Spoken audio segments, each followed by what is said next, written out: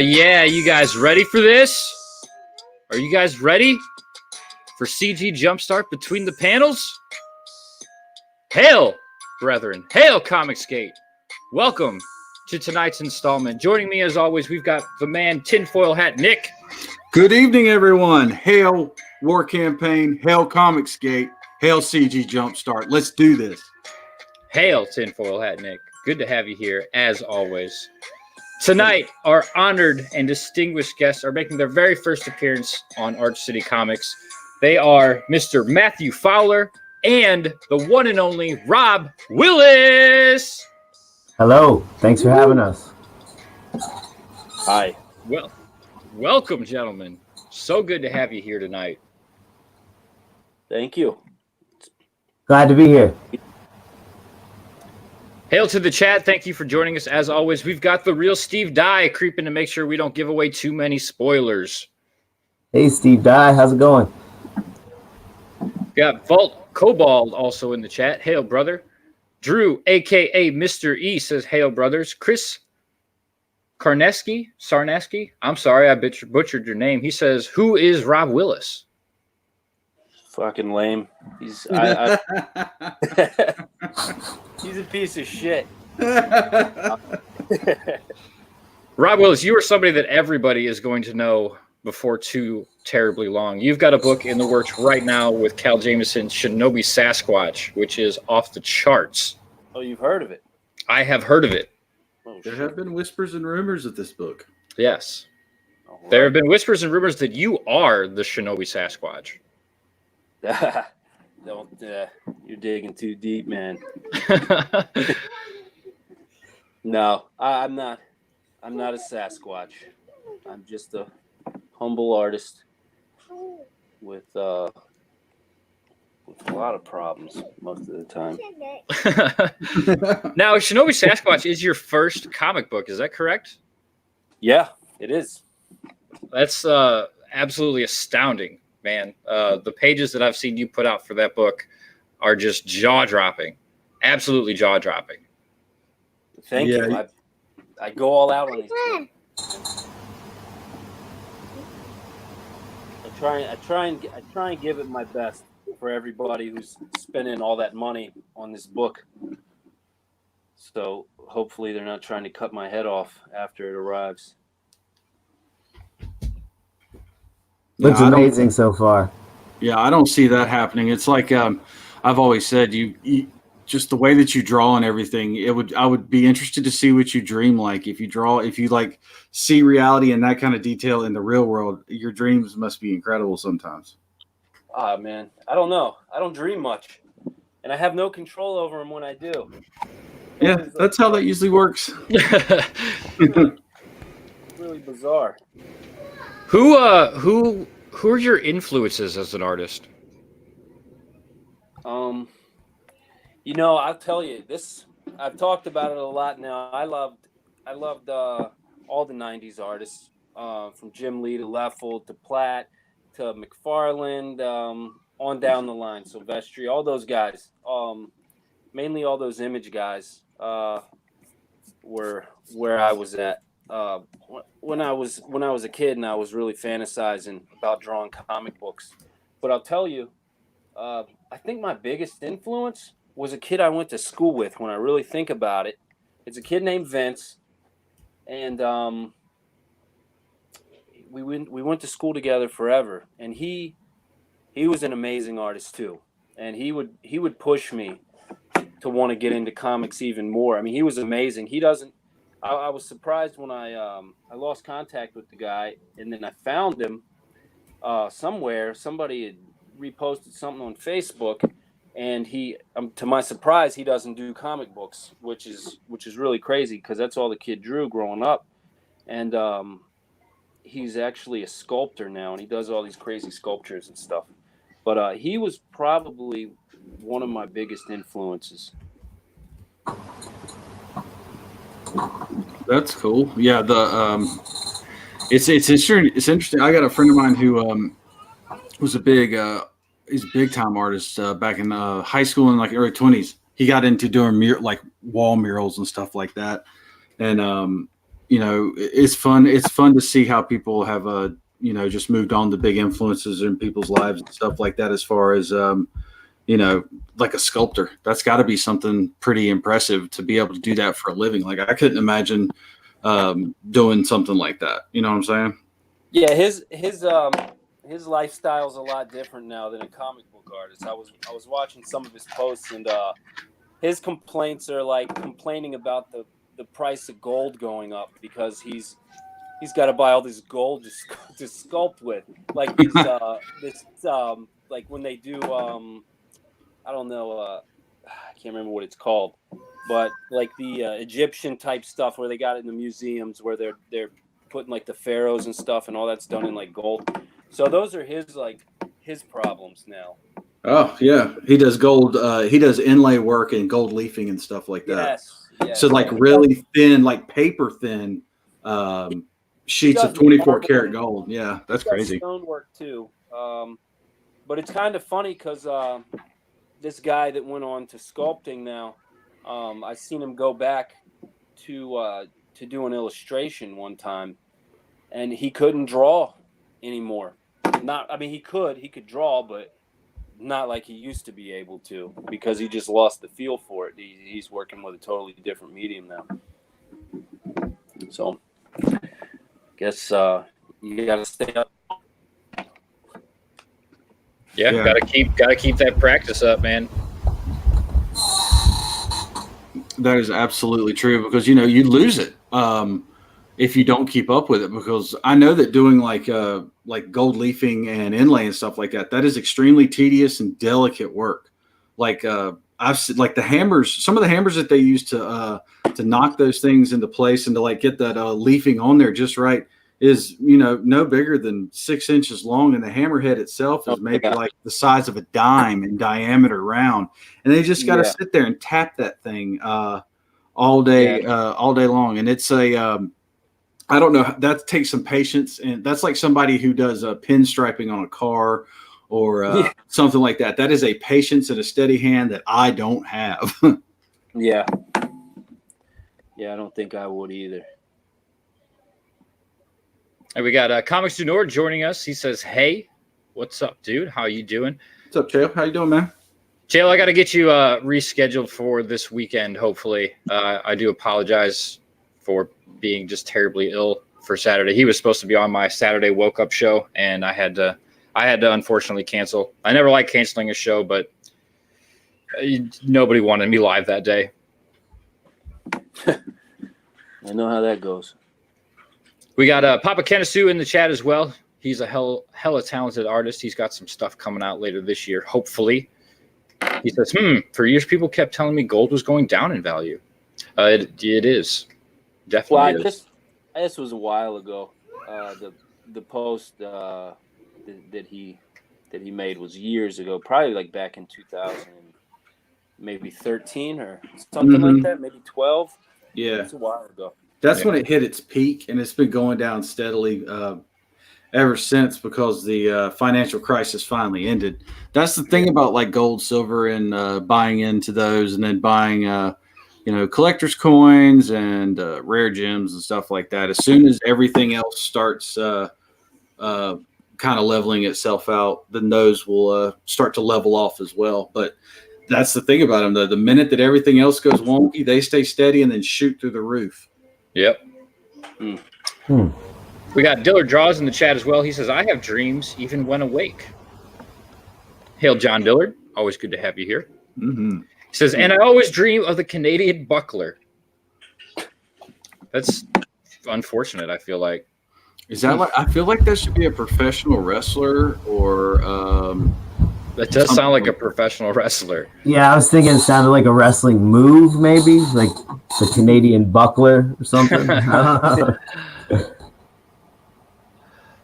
Oh, that's fucking funny. So we are here tonight to go in between the panels of these guys' awesome project that is going to be showing up in the pages of CG Jumpstart, and that is Red Giant Battle.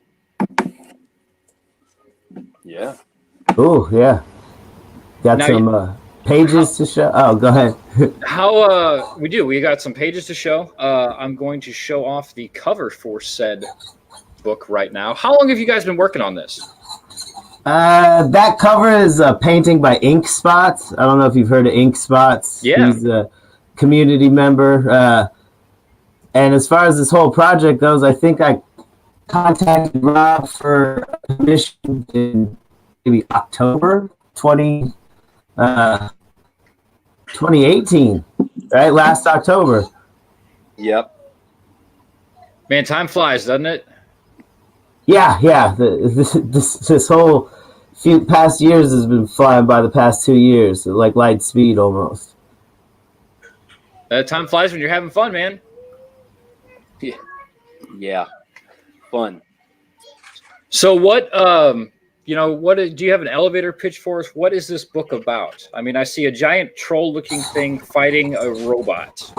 Right. So this is basically biblical giants fighting against Mecca in a area of Afghanistan that's really rich with different resources, from the local opium to oil to they want a pipeline through there, and these construction units are kind of at war with the local tribes and the Russian invaders. And there was this whole kind of incident with the giants in the Mecca, and that was the first book. And then me and Rob's sequel to that takes place after it, with samples from one of the giants taken away from Afghanistan. And it's kind of about what happens with different factions of covert government agencies competing to kind of acquire this sample that was taken. I don't want to give too much away, so I'm kind of being vague a little bit. But No, that's fine. So you've actually done an issue of this before, and what you guys are working on is the sequel to this. Right. Okay. And really doesn't have much to do with the first one, other than the sample of the giant is taken, and that's the. So it's not something that we're not going to need to read the first book to understand what's going on in the second. Nope. And most likely due to development schedules and the way these things actually go, depending on how fast different artists draw or get things done, the sequel will actually come out before the first one. So yeah, you don't have to read it in order at all. Each episode is self-contained, pretty much. Dude, that's very like kind of cult movie style. The sequel comes out before the original. Mm-hmm. I kind of like that. It sets up some intrigue, and you get thrown into the story points, and then you go back and put all the pieces of the puzzle together. It reminds me of when I was a kid. I watched Aliens before I saw Alien. It's kind of like one of those scenarios. Yeah, you're thrown into the action one first before you even read the more mellow horror backstory one. But yeah, totally. Right on. I like that. That's a cool concept. So this is going to be the Red Giant Battle sequel, is going to be the one coming up in CG Jumpstart. Correct. And how many pages are we going to expect to see in that? I think they're letting me get 12 pages to tell a little intro story to the next continuing phase of this thing. So yeah, 12 pages. So 12 out of what will because obviously this is going to be something that we'll see on Indiegogo in the future next year after the magazine comes out. How many pages is the actual issue going to be? The thing that's coming out next summer, well, not coming out next summer, but we're doing the Indiegogo for next summer, will be drawn when Shinobi Sasquatch is in fulfillment, and that will be short. It'll only be a 24-page story, just a standard floppy issue, regular old comic book. Mm-hmm. Okay. So nothing big or nothing you'll have to wait a long, long time for, just something short, sweet, action-packed, little story. All right, so you're looking to put out more issues in a quicker time span than to put out, say, like a graphic novel format, 48 pages or greater in, the longer time span. Correct. And, because I'm an unknown writer, I want people to get a taste of it, before they have their full confidence in my capabilities and skills to do this thing. They got to make sure I'm up to snuff with what we do here, No, that's fair. That's really fair. Yeah, you got to get your feet wet before you can just jump in the pool. Absolutely. I really like this the concept that's going on this cover with the mecha fighting the giant. I like the metal versus flesh aspect to it with all the opium down here at the bottom. I mean, the color on it's fantastic. All of that just looks really, really good. But I'm digging that aesthetic of flesh versus metal. In that, I really like that a lot. Thank you. Yeah, I do too. We got David Smith in the chat. It says, "Hello, everyone." Hello, David Smith. I also seen. Let's see. We had Scott McCullough snuck in here. Skits Comic. Terry, hail Terry, the typer. Stop typing, Terry. You're a 46-year-old man. And we've also got Mr. Dan Marshall, the milkman, is creeping around too from his side of the pond. Oh. We got a good question here right off the bat here from Muskie Elon. Hail, brother. He says, "Where can I get the first book? I backed a RGB project that got refunded. You finish a book after that or a different book before?"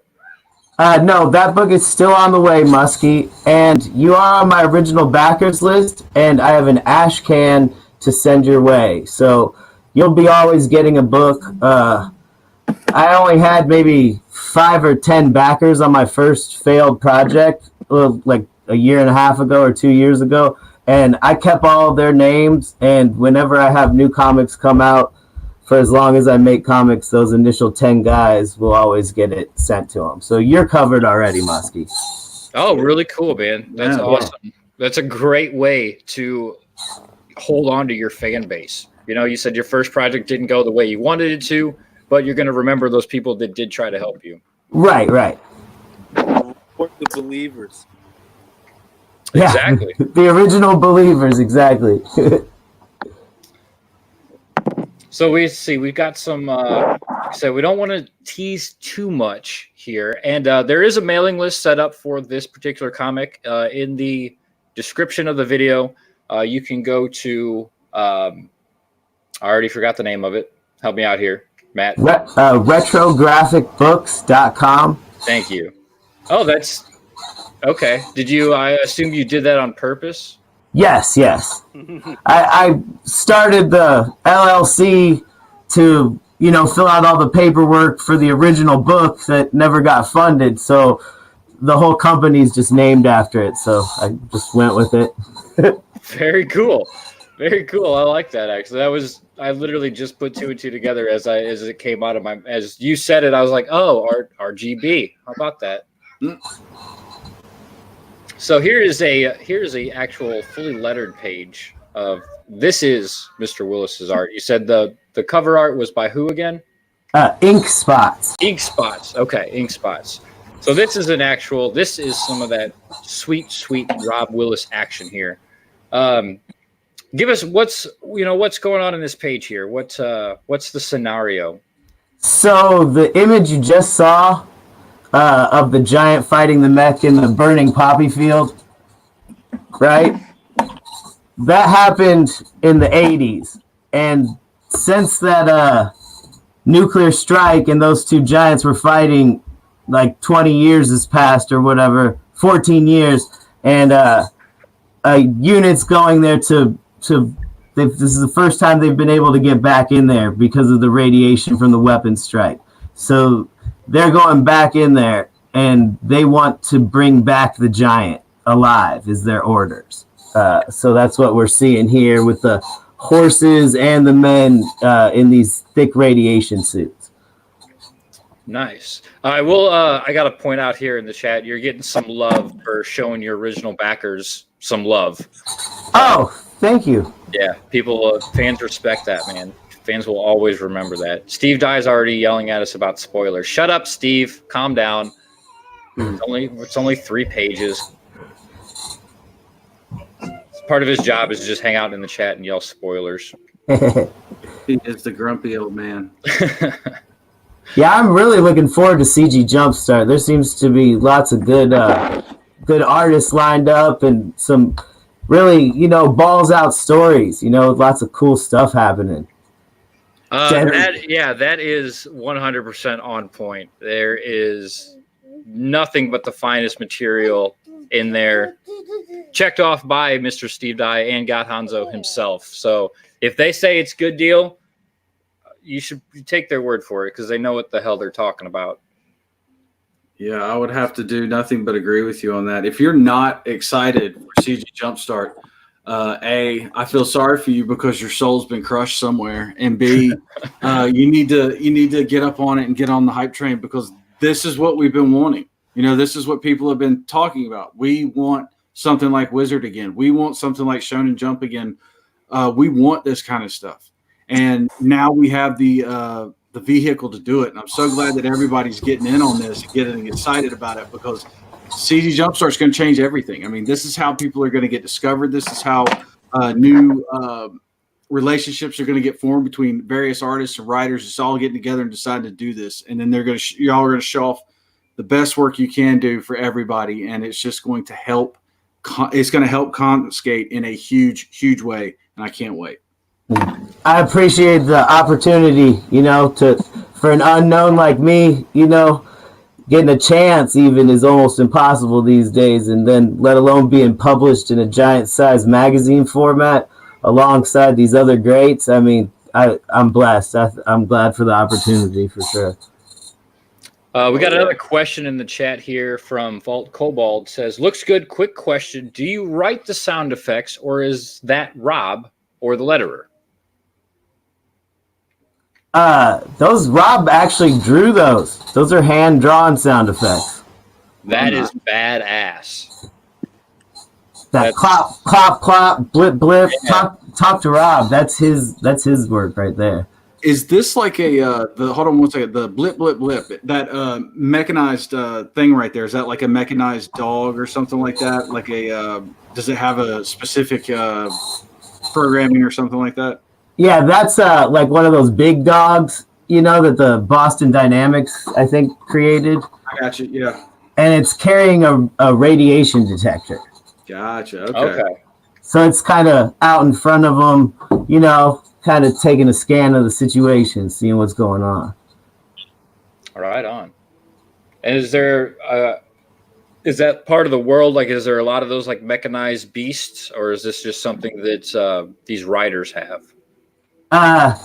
It's something that the upper echelon of like covert weapons development teams have, like corporations have that kind of stuff, that heavily armed mercenary groups and things like this. Only like the deep state, I guess, in modern day terms, like those upper levels of the pyramid, Okay, yeah. So it's not something that everybody has, but they are out there for the more well-doers. Right. They fight proxy wars, for governments and stuff. They do that kind of thing. Sounds like a really interesting world. I definitely can't wait to find out more about it. I just basically deep dived the craziest internet conspiracies and then pretended they were real and kind of wove them together into an explanation of how it all is going down or whatever. So it's all fun, just rabbit hole stuff. No, that's actually really cool. Has a kernel of truth to it, so you're on the right track with that. Yeah, I mean, and you're talking to the tinfoil hat Nick, so I mean, conspiracies.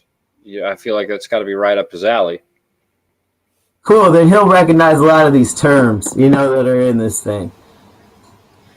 Yeah, we got Z-Rust. Hail Brother says, "Damn man, this is my type of thing." Oh, thank you, Z-Rust. Yeah. How long does it take you to draw a page like this, Rob? It depends. Depends on how my kids are acting. once I get going, I zip through it pretty quick. But sometimes it's hard to get into the flow when I got to stop every 20 minutes to do something. So it all depends. I have good days and bad days. Now, inking, the inking takes me a little while because I'm pretty particular about the inking. But I've gotten even worse now as time passed. As time passed, like this was my first project. I think if I were to have gone back and drawn that again, it would have been. If I were to do that, it would be worse. I don't know. It would look. I don't know. It would look better, but it would be more of a pain of a project, I think. Because now that I look back at it, I'm like, oh man, I wish I would have done this differently and that differently. But it's actually really good. I like it. Don't get me wrong. I do like it, but there's always hindsight, looking back at something and saying, okay, well if I were to have drawn that now, I would have probably done that a little differently or something. But I think I did pretty good for that being my first sequential project there. This was my very first this is the very first pages I've ever drawn of a comic book. Man. Yeah, I would have to say that you knocked one out of the park on your first time up at bat. So that's a very, very good sign. The other thing that I was going to ask you, now you ink and do the pencils, correct, Rob? Yeah. Yes. Do you find yourself now that you're starting to ink? You said you're starting to ink more or getting more detailed in your inking. Do you find that when you do the initial pencils, you don't go into as much detail because you can do it with the inking? Does that make it better, worse, or how does that work? Well, it's actually probably worse, in the sense that I still probably pencil about as much. I just always end up adding more in the inking process than I used to. Before I would follow my pencils to a T, and I'd leave it at that. I'd say, all right, this is good. Well, now as I go back after penciling, I put most everything down with the pencils, basically because I like to get a good idea of what the textures are going to present to the viewer. With the hatching and rendering like that. I want the image to pop. You know what I mean? So I want to see what it looks like in pencil. So I play around a lot with the different rendering that I'm going to do.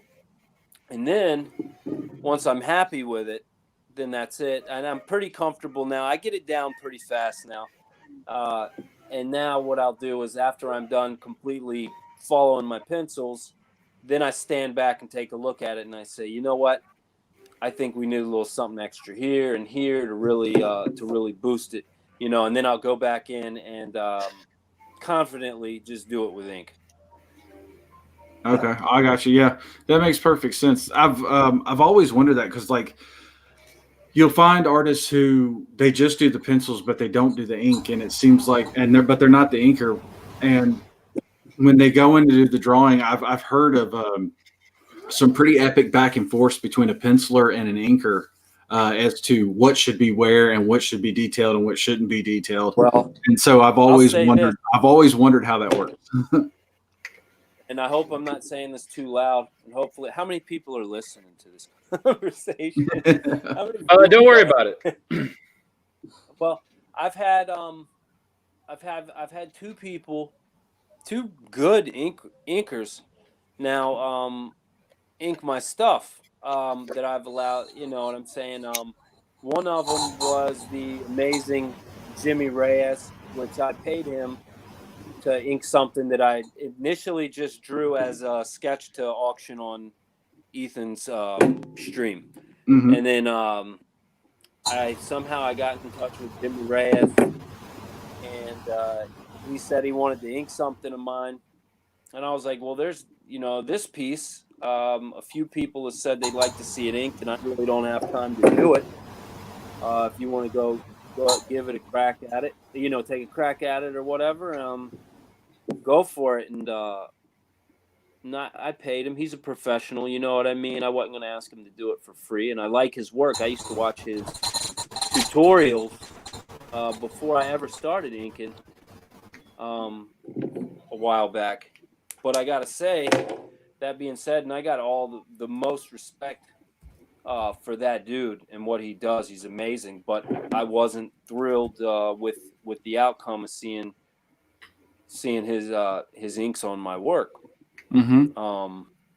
I wasn't, and then I was like, maybe it's just. I think as a penciler, if you're just a penciler, I think you're probably going to get a lot of that. You're going to expect it to be a certain way, and he did a good job on it. But there was just things that I look back and I'm like, I wish that was done differently. But as an inker, you're kind of just following, the guidelines there, and you don't really know what the artist has in mind as far as what he wants his inks to look like exactly. And then as I don't know, as a penciler, you have an idea of what you want this image to look like when it's finished. And I think you're probably, even though it may look great to everybody else, I think to the actual artist, it may be, it may not be as great. You know what I mean? Mm-hmm. Like you might be expecting something else. And I think if you can find somebody though, as a penciler that their style matches yours perfectly, there's going to be somebody out there. Then I'd say stick with them and save yourself some heartache. Yeah. There's. Oh, go ahead. I've heard that. It's kind of like when a writer finds an artist that can pretty much portray their characters spot on what they had in their head, you never really want to let them go. And I've heard the same about pencilers and inkers, because it's definitely everybody has places expectations on what they think that their stuff should look like, and either that person hits it or they don't. And if they don't hit it, 9 times out of 10, you just got to tell them to go on down the street. Yeah. I mean, no, please go ahead, Rob. If you're just interested in putting out, I'm sorry. No, go ahead. No, man. You're the star here. I'm just the host. You please continue. I was going to say, if you're just one of those guys that are interested in just getting the story out, you know what I mean?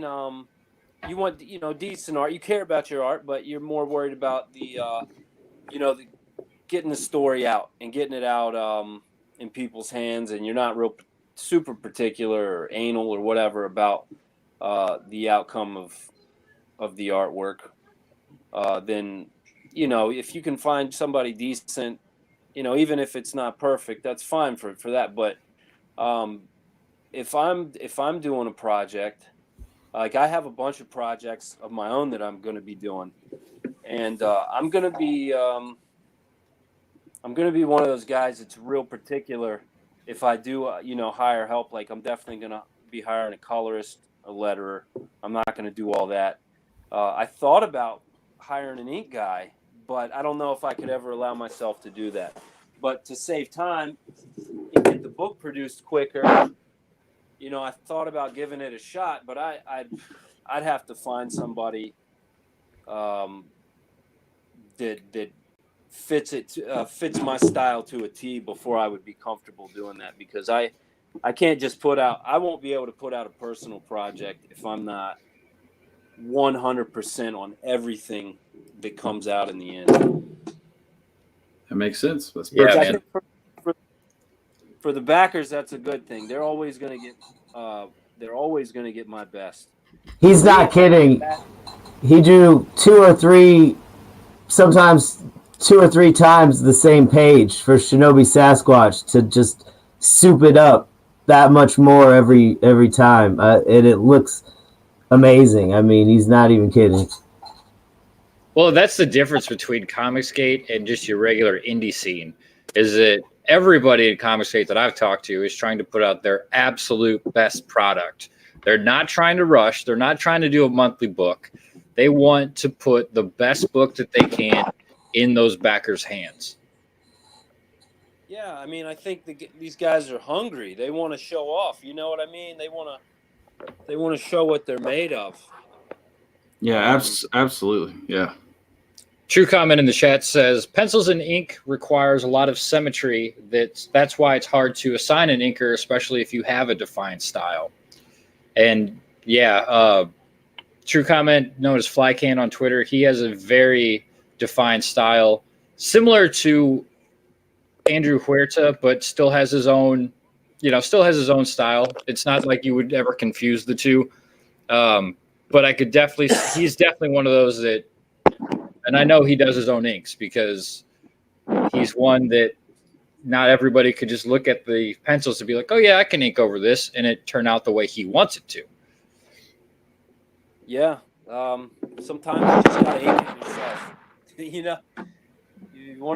you want it done a specific way, because you can't get mad at the ink guy if he does a good job. You know what I mean? If he does a good job, but it just isn't hitting right. You know what I mean? It's not the ink guy's fault. He's doing his job to the best of his ability, but the artist may have something particular he couldn't explain with his pencils. Yeah. Mm-hmm. Dan Marshall says, "Hail Rob, music to the consumer." Absolutely. Now I understand. One of your kids tried inking one of your pages, and it didn't turn out very well. Mm-hmm. Yeah. You know what's funny? What I realized about social media, and all you may be even included in this, I don't know, is that was heartbreaking to me, right? When I saw that broke my heart because but actually it turned out to be a good thing, and I'll get back to that, but it broke my heart when I walked in and saw that because I had spent a little bit of time inking that, and I was pretty happy with it. But what's funny? I posted that and kind of showed my heartache. I made a little joke about it or whatever, but that post got 4 times the likes of any of my other posts. Seeing my pain, getting a taste of my pain. It's like everybody loved it.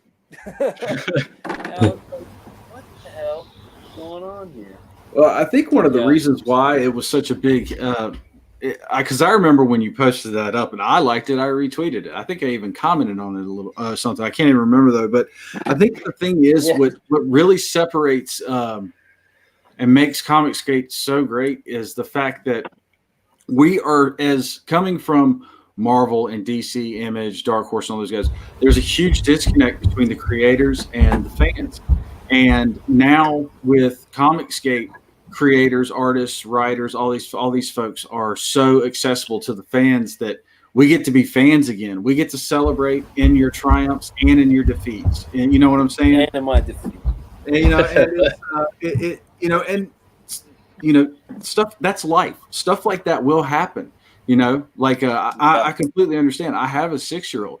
And it's not uncommon for me to, like, if I fall asleep in my chair, to wake up to a fingernail polish on my fingers or something like that. That's just the way kids work. But regardless, us getting to share that with you and everything, it really brings it down and makes it a very human emotion. You know what I'm saying? Because yes, everybody knew that. Everybody was like, "Ooh, man, that sucks" and everything like that. Then we were all like, at the same time, we were like, well, we got to cheer him up. We got to keep him going. And everybody was real cool.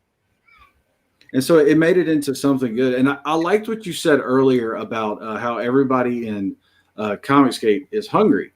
That I want all of my comic books, now that I have seen Comicsgate comics books compared to what Marvel and DC are, I want all my comic books done by starving artists. I want all my comic books done by starving writers. I don't want these guys to ever lose that hunger, because then you get complacent, and then you get you're no longer striving to give your best. You're striving to give mediocrity. And I don't understand why people put up with that kind of attitude, because nobody should be paying for mediocrity. You should always be paying for the best work that you can get. And that's another thing that's great about Comicsgate, and I think that's going to be great about CG Jumpstart, just showing that kind of talent off. Man, y'all need to stay hungry. I want you guys to make money, but I don't ever want you to lose the mindset that you are broke and hungry. I don't I don't think the money. I don't think the money. I think you could be a rich, successful comic artist and still be as hungry. I think what it is in comic skate and indie comics, you have creative freedom on your projects. You know, it's not you're not working for somebody else and they're pointing and telling you what to do and how to do it. You know what I mean? So you get to it's a lot more riding on it. Like your name's riding on it. You know, this is a direct reflection of you as a person and what you're capable of, and I think that alone gives somebody the drive to go a little bit harder than if it's just a paycheck and you're drawing what so and so told you to draw for this amount of money. Yeah, absolutely. I mean, I don't. It's like some of the stuff that I've seen come out of DC Marvel and especially IDW as of lately. I mean, it looks. I mean, I have no artistic ability whatsoever. Like, I'm doing good if my stick figures are straight. I think I could outdraw some of these people that I've seen who are quote unquote gone to art school or whatever, been in comics for years. I think I could give them a run for their money, and I can't draw. That's saying something about the quality that they just don't care anymore. You know what I'm saying? It's like, because their name is going in the book, but it's like they know that those issues are going to get shipped anyway. It's gotten to a point to where it's, because of the predatory practices of Diamond and everything, that, those books are going to show up and they're going to take them whether they like them or not. Whereas in Comicsgate, you put your name on the dotted line, you got to produce a fantastically good product or no one's going to buy it, because Comicsgate, like I've always said, is the ultimate incarnation of the free market. Everybody can come and show off their wares, but if people don't like them, they're not going to buy it. Yep, and if you're whack, you're gonna get roasted for sure. So you gotta come correct. Yeah, we've seen that for sure. But yeah, I mean, you got a few good artists out there in the mainstream still. There's some good guys out there, but it's rare now. It used to be everybody that was pretty much doing mainstream comics was a beast. Back 20, 30 years ago, all amazingly talented, just to have the to be allowed to draw for Marvel or DC used to be you had to be a monster, and now it's like it's just a handful of them still got it. Yeah, and the funny thing is you see these guys starting to show up either on the indie scene or in Comicsgate, trying to do their own thing. They're trying to get away and I don't blame them, man. I mean, if somebody was telling me that if I were as good as some of these artists that I've seen out there who still work for the big two, and they all of a sudden said, well, you know what, this is all you get to draw and you're just drawing for a paycheck, I tell them to go fly a kite. You know what I'm saying? Because, that's just that's not a good look. No, it's really not. They got to the mainstream got to the point where the bottom line meant more than quality. They could hire these cheap artists off of DeviantArt or wherever the hell they find these people, and pump out, Jesus, I don't know, 20, 30 books a week, of characters that nobody really even gives a damn about. Whereas you go back to the 90s when there was fewer books out, but they were all quality, and they made more because they sold more copies. Whereas now they just don't seem to give a damn. They just want to sell, they're content with selling 20,000 copies of Miss Marvel, 10,000 copies of Squirrel Girl, or whatever the hell else they're working on pumping out these days. I don't honestly keep up with it anymore. Right. They're not selling it to the consumer anymore. They're not selling it to the fan anymore. They're selling it to just to put in the shops and then collect dust. That's who they're selling it to. They're taking advantage of the comic shops themselves. They want to, as long as they can make the numbers look right. And this is where you get it's been kind of interesting to look at how the numbers actually play out and stuff. There's a lot of shell games going on right now in mainstream comics where they are, they're robbing Peter to pay Paul and all this other stuff, and it's just those things always fall apart. You can't keep a Ponzi scheme or any kind of scheme like that going. So I think that it's that's another good thing about Comicsgate is that you won't find that really here. Yeah, and I think we talked about that a week or so ago, how, why the mainstream started taking advantage of double shipping the big name books, Spider-Man, Batman, Superman, all those books all of a sudden started shipping twice a month because they knew people would buy them if they put them on the shelf. Right. That was an easy way to make more money and to up the sales, or make it look like they were upping the sales, at least. Yeah, because they've got to take those numbers to their investors and the stockholders. And when the stockholders and the investors of the parent companies start seeing these numbers that they don't add up, as we are seeing with Time Warner possibly going to shut down DC Comics, why that is not raising bigger alarms than it actually is. It's almost like that it's to the point now with DC that it's a foreseen prolonged inevitability to the fact that it's not raising all these alarm bells and stuff, but it should be. Like, everybody should be yelling and screaming about this and saying, wow, you're going to shut down, comics are an American institution. This is an American form of art. And DC is, was that for, they were it for a while. And for them to be shut down, possibly even to talk about it, should be in some circles, a sacrilege almost. So it's very interesting that hasn't been talked about, because everybody's now looking at Marvel. Well, they're like, well, Marvel's, they've got all these, all these huge movies and stuff, but all they're doing with their comic books is they're pointing those comics to mirror the movies now. So that's going to be the new canon and everything like that. Forget everything else. It's all going to be about the movies now. And that's not a way to run a comic, to run your comic side either, because then you're just, again, it's just a rehashing of what the movie said. There's no original stories. There's no originality. There's no nothing there. There's no substance. It's all filler. Yep, that's exactly right. Papa Kendisu says, there's a lot of heavy hitters, but from what I've seen, they're reserved for company-wide crossovers, which is pretty true too. Mm-hmm. Yeah. Especially when you get into Marvel. DC is actually, from what I've noticed anyway, from what I will allow myself to take in from the mainstream these days, is DC doesn't flood the market with crossovers, whereas Marvel will do like 3 summer crossovers event a year. And they reboot to number ones a lot again. Like the past couple weeks, I've been reading the new Superman and Batman, and it started over at number 1. So, they get the new number ones and sell a bunch and have the numbers with that stuff too. And I know how it goes, man. Yeah, anybody who tells you that the constant rebooting is not a marketing strategy is either ignorant or just straight up lying to you.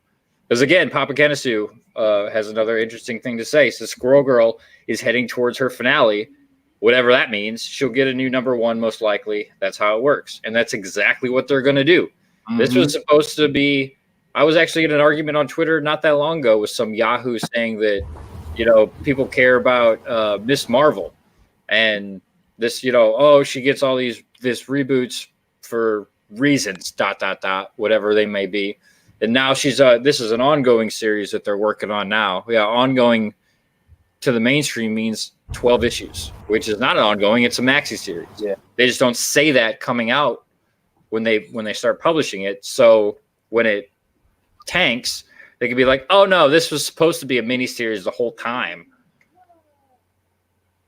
Yeah, I don't understand the concept of lying to the customers about what you are or aren't trying to do, other than the fact that you're trying to hide something from investors. I mean, that's the only reason why you would ever lie to your customer, unless you have a faulty product and you're trying to skate by on that. Because when you start lying to the customer and then they find out, they will crush you. I mean, they will absolutely destroy everything that you've worked so hard for. They will run it into the ground. And so that's something that's always been doesn't really make sense to me why they do that. I don't understand it at all. Steve Dye had something interesting to say in the chat. He said, "Remember when comics were aspirational?" I was just looking at that too. Right. Yeah, I remember. I remember when they was aspirational. It was a good time. Yeah.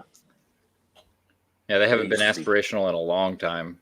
I remember when comics were so good that you would mow a lawn and wash 2 cars and ride your bike 3 miles every week just to pick some up. You know, absolutely. Yep. There's something to be said.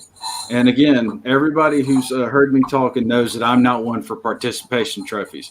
And so, you know, I think that not having, you know, I firmly believe that going out, that's something that's sorely missed by our by today's generation who don't have all these LCSs everywhere or have to go out and, you know, mow a couple lawns, wash a couple cars, you know, do the bike thing. Because like what me and my friends used to do is we used to gather our weekly, you know, allowance or chore money or whatever, and I would buy a comic, somebody else would buy a comic, somebody else would buy a comic, somebody else would buy a comic, and we would all go get them, go to the park, read through them, and then we'd switch. You know what I'm saying? And, right. Yep. And we all got to go home with the comic. It may not be the one you bought, but it's the one that you wanted because you like the story in it or whatever. We talk about it and we'd, you know, exchange ideas and we fight about it and all this other stuff. The people who are like enamored by the movie aspect of mainstream comics these days, they never had that. I firmly believe that they didn't have those moments in their lives when it comes to comic books. So I really don't think that they understand what it means for a comic book to be truly aspirational, because like I can't really like the new G.I. Joe cover, the anatomy of the cover is off with one of the main characters because it's some kind of weird hybrid of the Cal Arts thing. But there's a leg that should be going in another direction, but it looks terrible. But it's again playing to that mediocrity and those pace trophies because they know that these people aren't really caring about the art and the cover or anything like that. It's just for them to go through and be a little bit more indoctrinated and to score woke points and to say, hey, look, I've got this, you know, look at me, look at my cover and all this other stuff. That's not what comics are about. No. Yeah, 100% there. We got a couple newcomers to the chat. We've got Critical Blast with us tonight. Hail Crit. He says, for the OCD collectors like myself, multiple number ones make it agonizing to store books in order. Which number one is this one? Is always the question when sequencing. Dude, hail to that. I am the exact same way. I want all my books in chronological order. And doing those multiple reboots just pissed me off when you're trying to put them in long boxes. But luckily, I don't buy any of that shit anymore, so I don't have to worry about it. You just have to add the year to it. So like Batman 2016 or you know what I'm saying? Like, yeah, that's what I would do. Yeah, you got to split it up to volumes. Batman Volume 1, Batman Volume 2, Batman Volume 3. And that was the best thing about some of those ongoing serials from, you know, Batman, Superman, Detective Comics, Action Comics. These books, they never renumbered. I have, like, in my collection, I'm pretty sure I have Batman 400 through 7 something, whatever it was when they finally did the New 52. It's all sequential. The big 400 through 700. It's not difficult at all. The big thing with all the number ones re-releasing is it kind of ruins that collecting backwards and forwards through time of a comic book. Like, you used to pick up any random comic, and if they were referencing something you had to know about, it'd have like a little star, and then at the bottom it'd say, go pick up issue 645 to know what they're talking about. Yeah, so then you're like, note. Oh, word, I'm going to go dig and see if I can see 645 and see what happened in this. And that inspired people to collect forward and backward through time, you know, of certain titles. But when you constantly reboot, like you said, what are they going to say? Go back to volume 1, issue 3 to find out what happened here, or that's essentially exactly what they do. Or now they'll say go see the Avengers ... weird named trade. And yeah. It's not the same. It's not the same. It's like it's not. We also got a Skull Diamond 94 says, "Hey guys," and we got Zebulon Pike says, "What it do?" It do what it do, Zebulon Pike. It do what it do. If you haven't realized, we were sitting here talking with Matthew Fowler and Rob Willis. We were talking about their comic RGB Red Giant Battle sequel, and then we got off track and started talking about the horrific mainstream comics these days. But tends to happen. Yeah, Chris says Batman went 1 to 700, then renumbered, then went back to original numbers, then renumbered again. Yeah. That's just confusing and pointless because all you're doing is just running people around and pissing them off. Yeah, me included. So I did switch our pages here to this sexy secretary. What is happening in this scene? Because this is we pulled out this page. It's not an action page or anything like that. But what is happening here? I believe that's a Bilderberg group meeting, and Dr. Henry Kissinger is getting some bad news from the secretary regarding activity in that contested area of Afghanistan we talked about earlier. Oh, okay. All right. Wait, what was his name? Henry Kissinger. He was the head of the State Department under Johnson and Nixon. Yeah, he's all-around bad dude, I guess, if you Google around conspiracy, lore, I guess. I knew that name sounded familiar, and I kept going back to Venture Brothers for some reason. Yeah, Killinger is based off Kissinger. Yeah, I didn't even try to hide it. I just said it's Henry Kissinger, whatever I'm calling. I was like, man, that name sounds so familiar, but I wasn't going to anybody real. I was like, I kept thinking Venture Brothers, but I knew that was based off of somebody. Same guy. All right. So yeah, Rob knows how to draw sexy ladies. Yeah. Very, very sexy ladies. Me? I can hear you. Yes.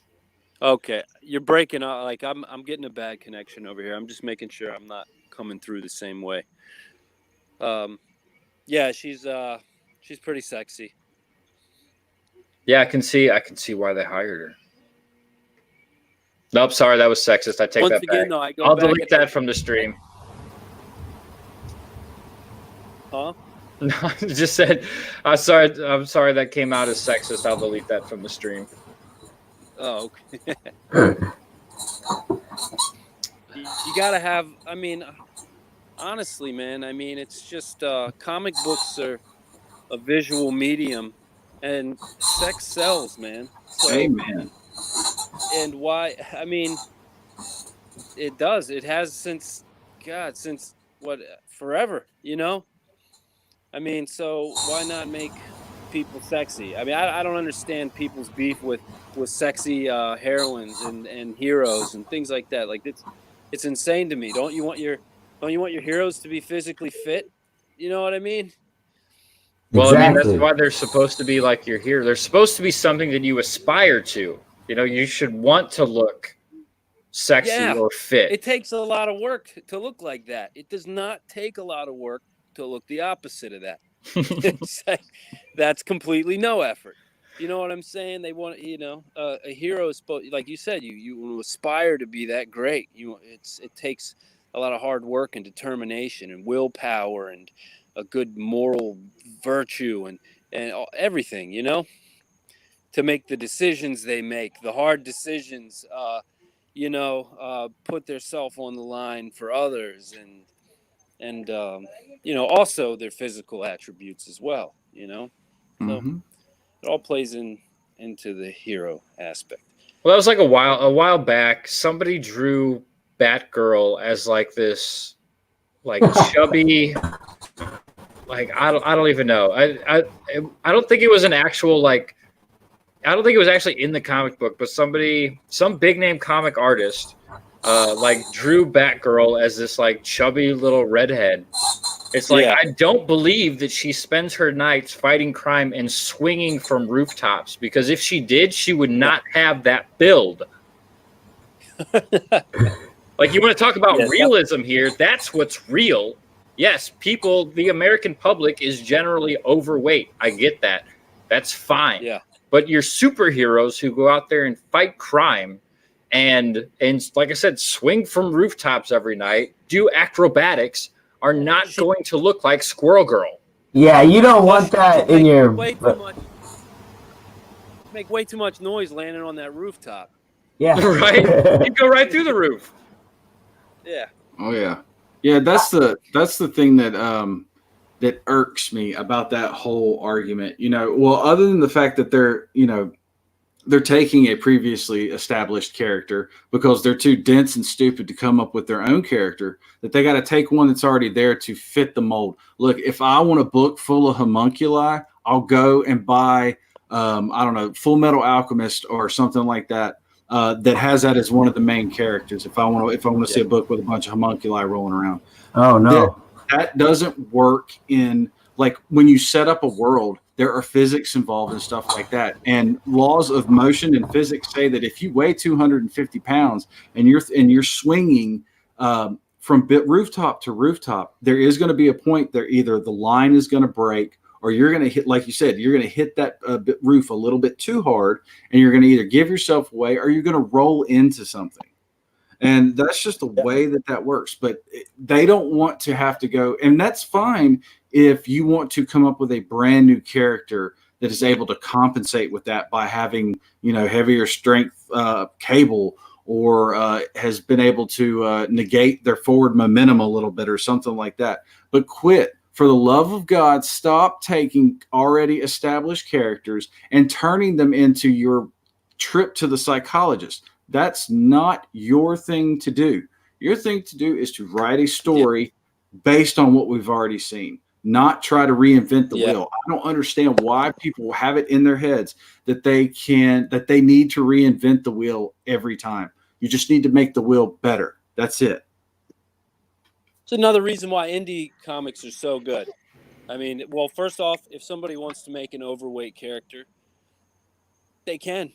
Also, you have control over your character where, you may have been reading Spider-Man for 30 years and now all of a sudden it can change because you ain't got no say-so in it.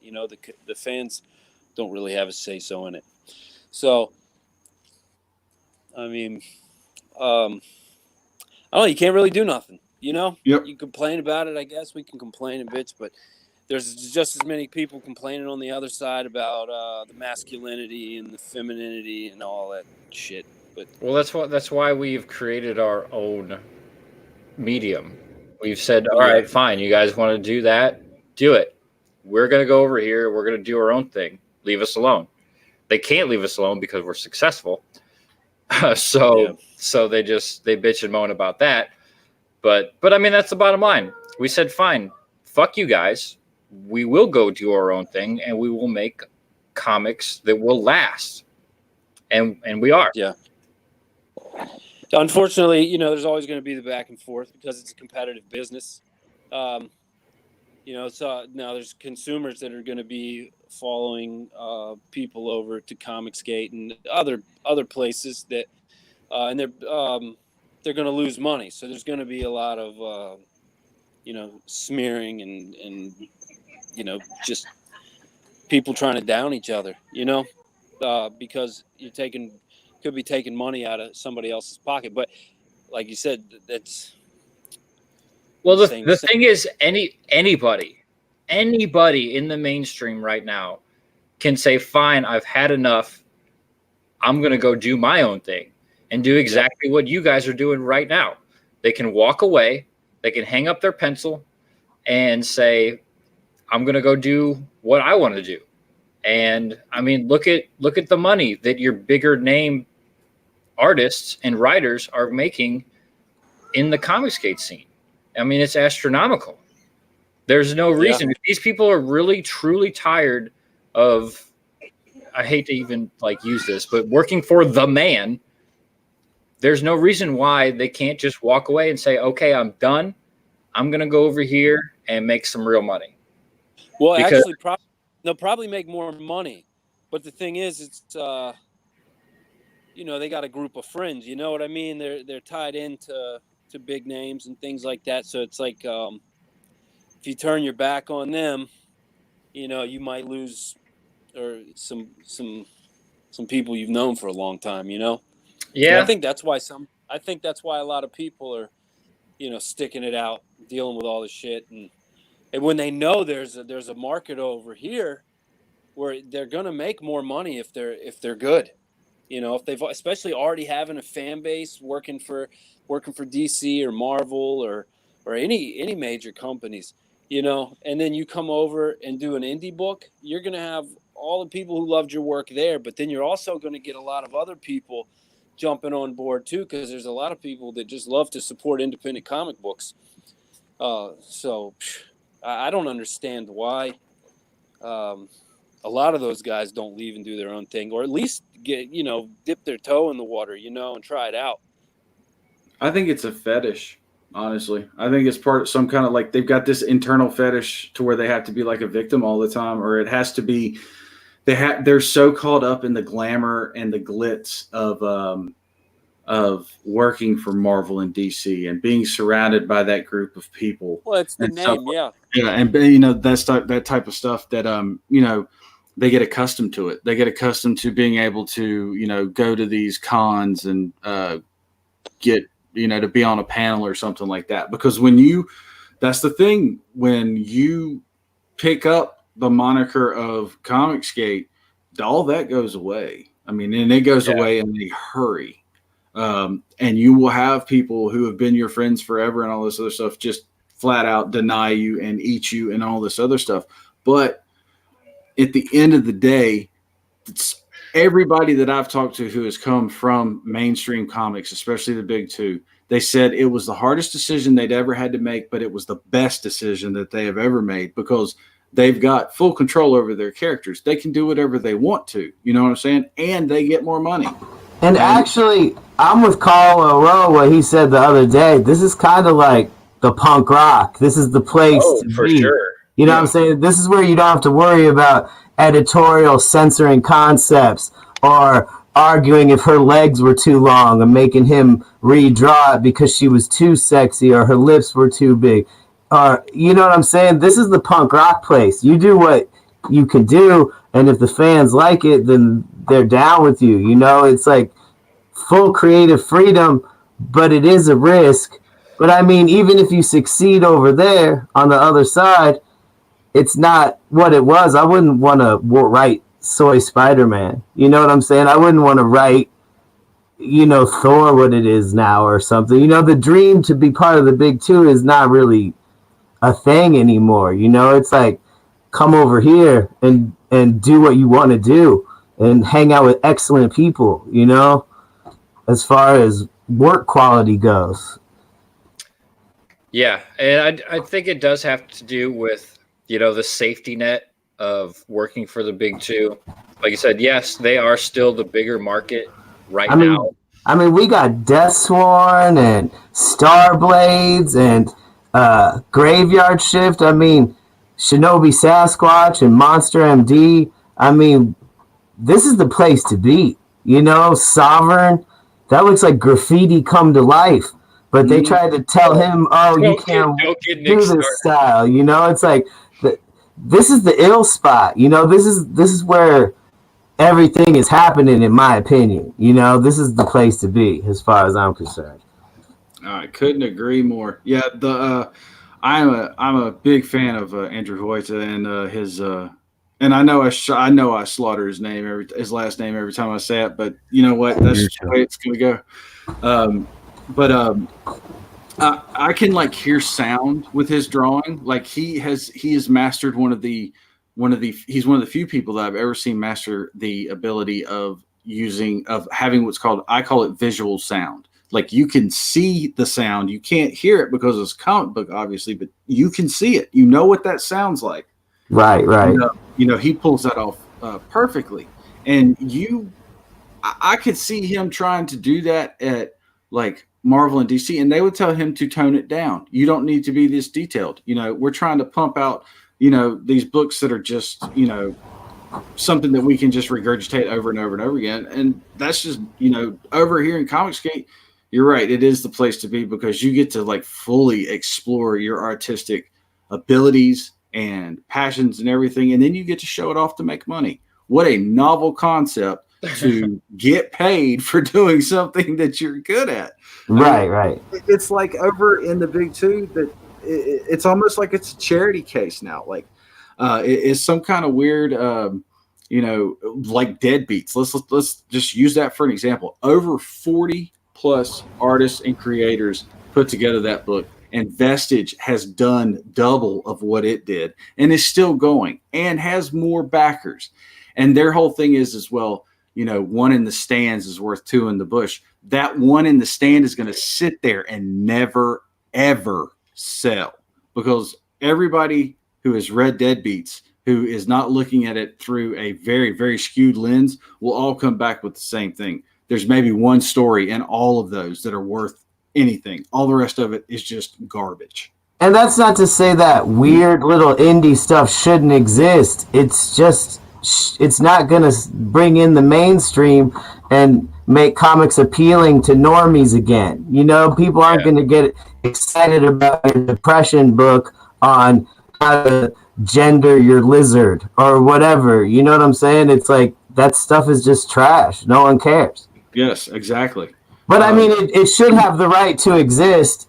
It's just, that's the Eisner Award-winning stuff, or like the stuff they're pushing and plugging. That's getting all the media fire or benefit from being published. That's the stuff they're pushing out in Hollywood and pushing to Netflix and pushing to the So if you want to make a cool comic book, they're not going to push it anyway. They want to push that Tumblr trash like Squirrel Girl or the Cal Art stuff or the, it's normies don't like it. A kid's not going to see that on a shelf and be like, oh, I want to, no one would ever mow a lawn for that stuff or ride their bike to buy it.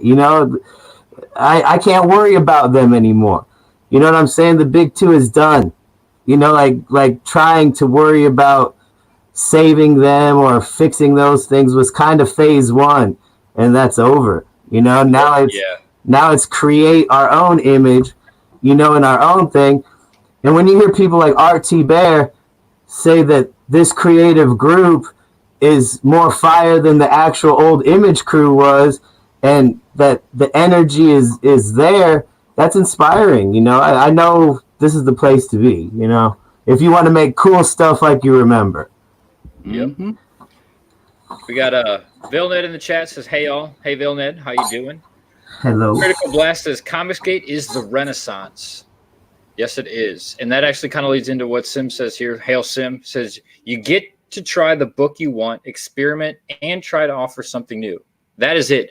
Comicsgate is actually thinking outside the box. They are trying to break the box and say, "Box be damned." There are no walls to fit all of this into. The thing that really separates CG from Image is that Image had Image still in the 90s. Image still had that house style. Like everything was Rob Liefeld and Jim Lee and all those exorbitant lines and details, which was great. But in CG, it doesn't necessarily have to be that. You can still create an amazing book without, you don't have to be Rob Willis. Right. You don't have to be a Rob Willis. You can be your own person. You can be Andrew Huerta or any of the other, Donald DeLay, any of the other countless guys out there. Narwhal's so unique. Yeah. Amazing. Fluid work. It looks like animation on a page almost. Yes. That is a great example. Narwhal is a perfect example. You don't have to be that.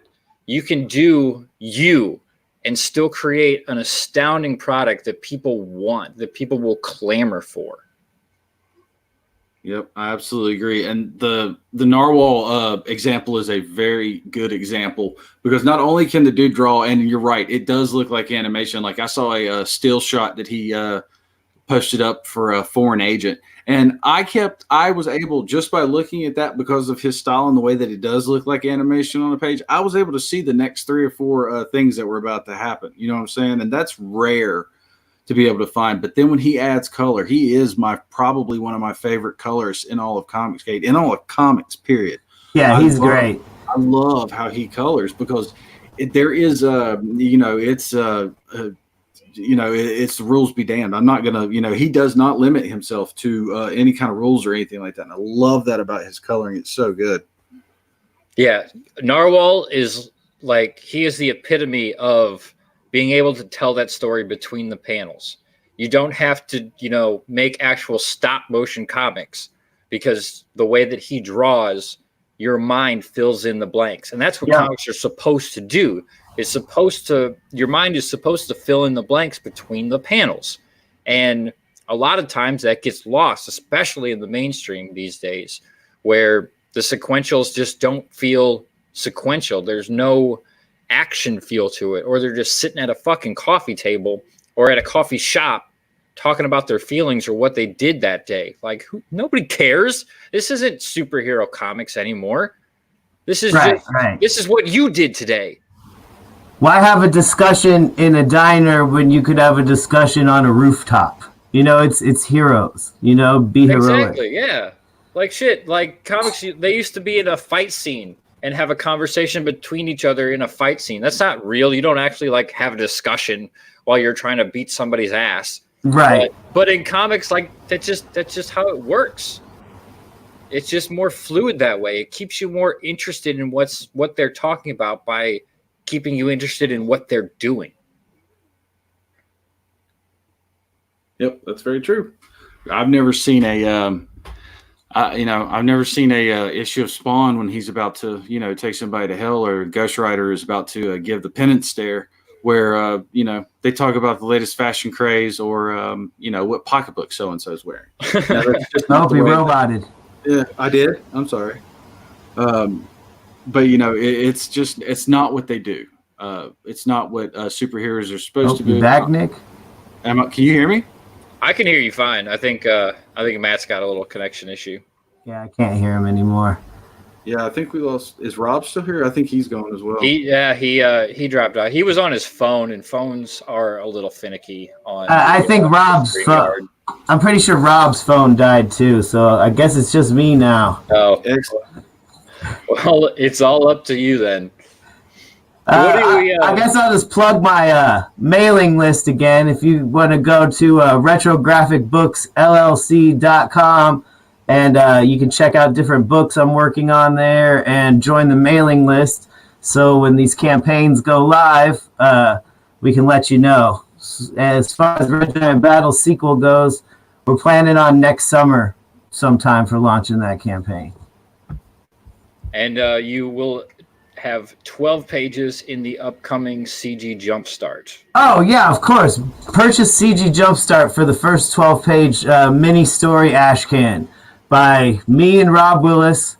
And apparently it'll be his first published sequential art, as he said earlier, and my first published writing comic book pages. So that'll be a nice collector's item someday, I'd imagine. I would have to imagine so, because like I stated earlier, if you don't know who Rob Willis is, you're going to very, very soon. He's going to explode onto the scene when he actually does. Yeah, so back CG Jumpstart when it comes out. That's what I have to say tonight. Absolutely. Yeah, that's what we are here for. I mean, if this is his first sequential art, everybody should be wanting this who is a Rob Willis fan. This should be something that you want in your hands to be able to say, "Hey, look, I've got his very first sequential art." And did I lose you? No, you're good. Oh, okay. I mean, they should be wanting this. It's a that should be like any questions from the chat before I get out of here? Let's see. Chat, you got any questions? But yeah, Nick, you hit the nail on the head. This is CG Jumpstart is going to be a huge collector's item. Not only is it going to be the first issue of CG Jumpstart, but it's going to include the first published works of Mr. Matt Fowler, Rob Willis, Doodle Bags, who we are going to have on the show very soon, and quite a few other people. It's going to be a very highly coveted piece of material once it does come out. And man, I just can't wait for it. We got Sim's pimping himself in the chat. He says Sim equals sequential illustration master. I bet. It seems like Sim is drawing with 2 hands, 12 hours a day. I think he just draws with one hand, but he does draw at least 23 hours a day. Good. He's putting in work. He's putting in work. He's trying to take the title of hardest working artist in Comicsgate. He wants to give Eric Weathers a run for his money. I'm interested in his racing story with Gat. Yes. Oh yeah. We had them on 2 weeks ago for Crash Course. So it's going to be an awesome, awesome book. I'm a big fan of Red Line and Mad Max and stuff, so that's right up my alley for sure. Skits Comic in the chat, he does have a question, just a general question. He says, how do we get CG Jumpstart? To get CG Jumpstart, the campaign is going to run on Indiegogo. It should be launching towards the end of this month. I think everyone's kind of hoping. Steve's in the chat. I think he can correct me if I'm wrong. But that is how you're going to be able to get your hands on a sweet copy of CG Jumpstart. If you don't know what CG Jumpstart is, I actually pulled this little clip up from the last Vestige update. It says, imagine, brethren, if you would, those heady days of our youth as we turned the pages of a still fresh Wizard magazine. We are pleased to bring you Comicsgate's answer in the form of over 50 pages of artwork and ongoing serials, combined with the oft-remembers editorials and fan musings that made Wizard magazine a great periodical. Now let us distill the height of parody that Mad Magazine achieved, and let us add in 16 pages of parody comics to CG Jumpstart, add in upcoming Indiegogo previews, and you have the total Comicsgate experience in your hand, delivered quarterly to your mailbox. Excellent. Yeah, they. I think the plan is, from everything that I've heard, that they are going to fulfill Vestige and then launch CG Jumpstart. It looks like Sim's saying January in the chat. January, I think. Well, last I heard, and correct me if I'm wrong, please. They were wanting to launch. They were wanting to ship the book in January. Because obviously it's going to be a quarterly, so they want to put out 4 a year. I know there have been a little delays with Vestige and getting everything prepared for that. They're a little behind on fulfillment. So I don't know if that has pushed the actual launch date of the Indiegogo. But either way, it's going to be very soon. Steve Dye, he confirms that we'll launch the Indiegogo just as soon as Vestige is fulfilled. So like I said, it might be a little longer, it might not be the end of the month, but it is coming very, very soon. I would urge you all to stay tuned here. We are going to keep you as up to date as possible.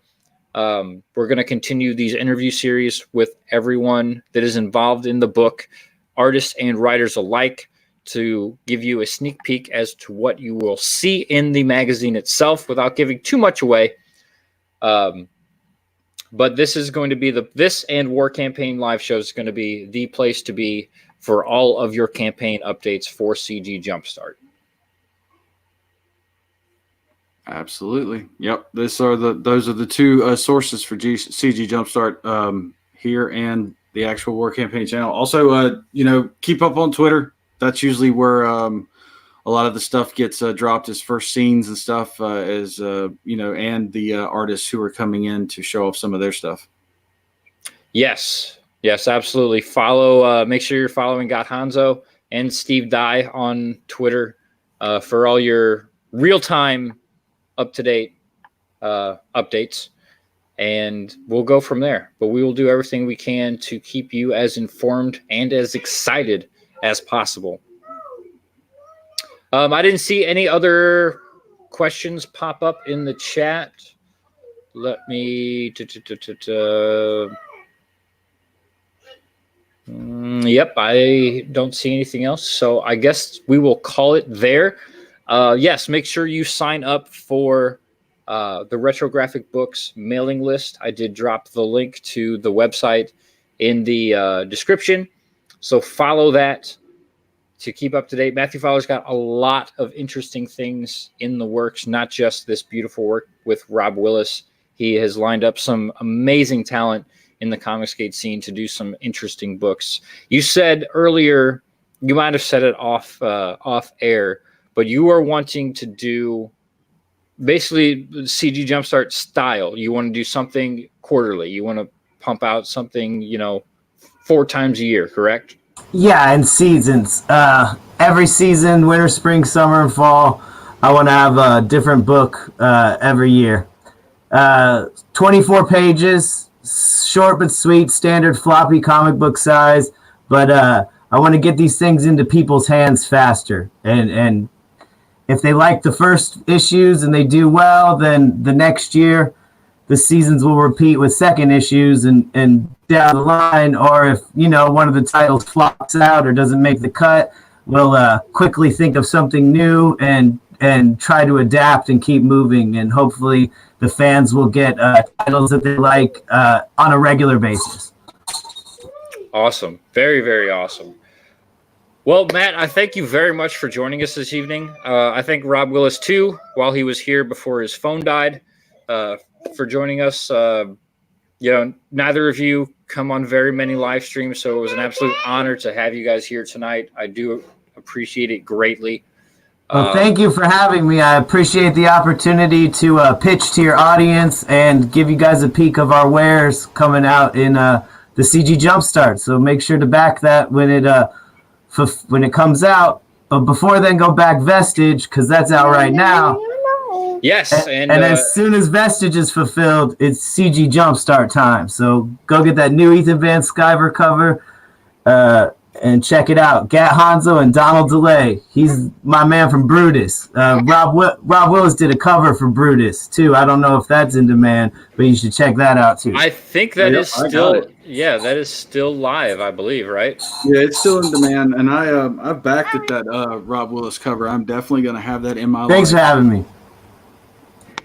Thank you for coming, Matt. Like I said, I appreciate it again. Make sure you are subbed to Art City Comics. Make sure you're subbed to Tinfoil Hat Nick as well. He does awesome Sunday conversations, obviously on Sunday. Real chill streams. And I'm getting slack from my kid right now. I guess I'm at the time limit. Have a good night. Yes, thank you all. Hail to the chat. Thank you guys for coming very much. We will see you all next week. Hello, the chat.